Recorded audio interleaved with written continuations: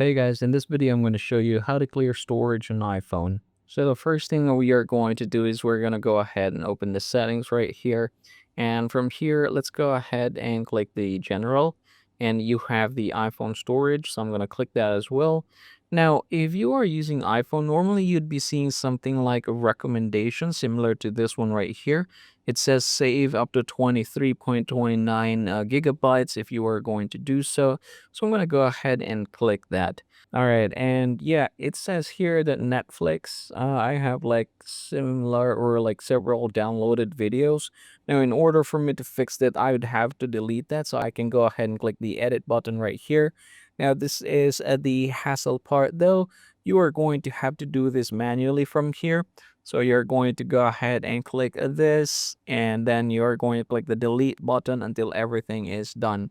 Now, basically, that's one of the recommendation that you can do.